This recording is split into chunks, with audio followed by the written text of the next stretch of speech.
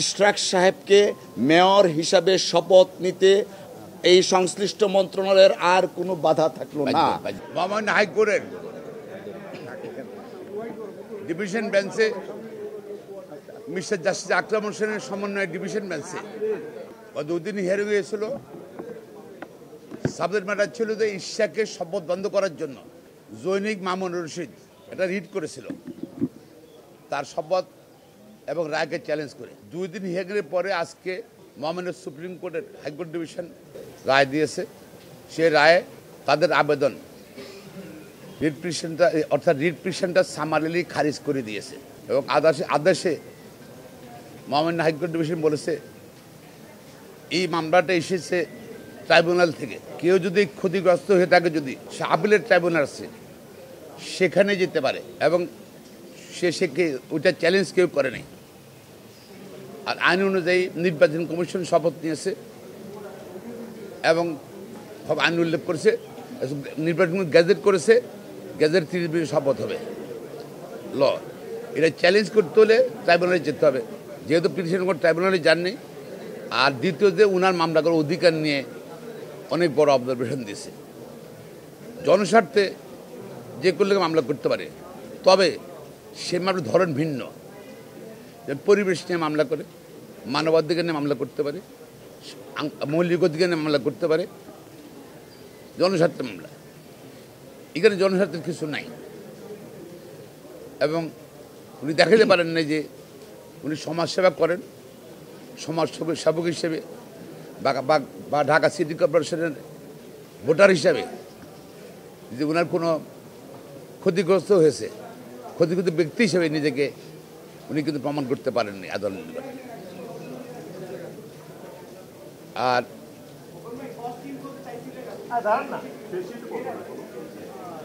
এবং আদালত আরো অনেক বড় অবজারভেশন দিয়েই মামলাটা খারিজ করে দিয়েছে।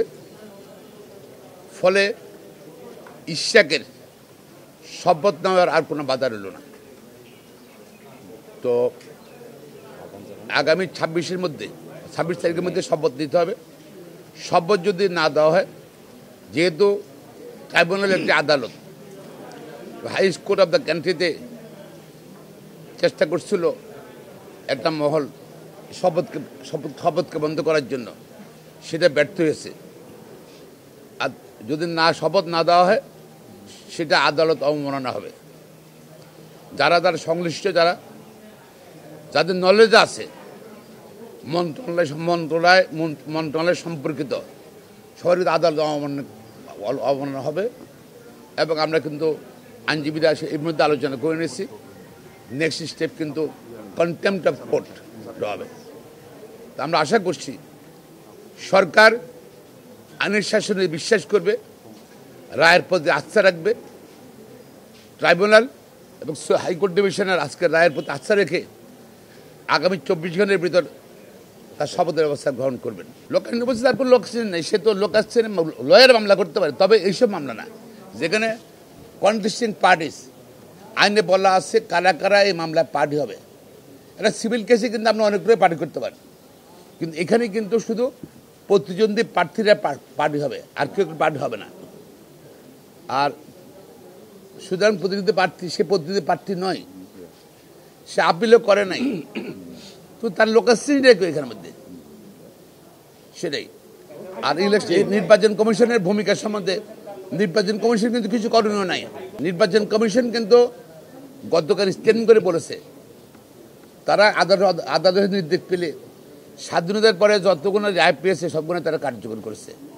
ইলেকশন কমিশন তো পার্টি না, এখানে মানে প্রতিদ্বন্দ্বী না, এই জন্য তারা কন্টেস্ট করে না। গতকাল পর দেখেছে কোনো আইনি জটিলতা নেই। না দেওয়াটা বরঞ্চ আদালত অবমাননা হবে।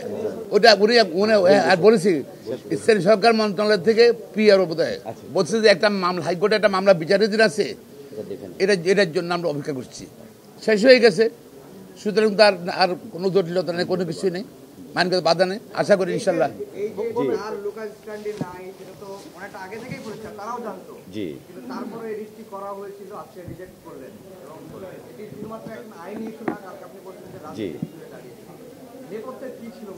না, এইটা আসলে দেখুন, আমরা প্রথমে যেটা বলি যে in the name of PIL, অর্থাৎ পিআইএল এর নামে এটা private or party interest litigation. It's not PIL, not public interest litigation, it is either private or party interest litigation. তো party interest, political interest litigation.